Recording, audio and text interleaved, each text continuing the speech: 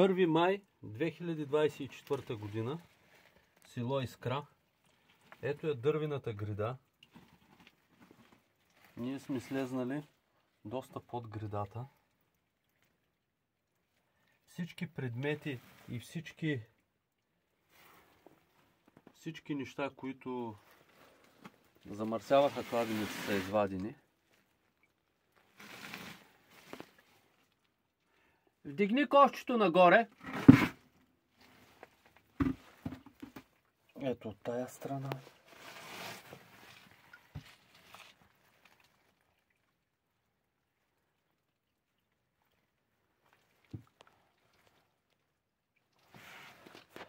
Значи подземния пласт, който този кладенец пробива, не е много добре наситен с вода, но е доста голям. Над 1,5 метра.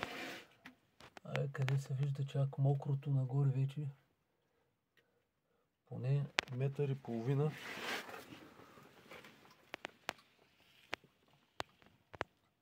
Има вода нагоре. В момента съм изправен. Не се вижда. Исках да заснема как корубата е изместена.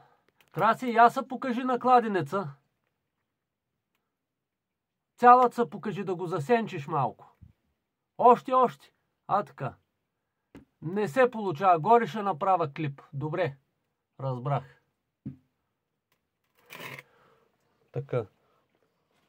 Ето го общия вид. Изчистене, уж трябваше да има стъкла. Бяха много по-малко, отколкото се предполагаше.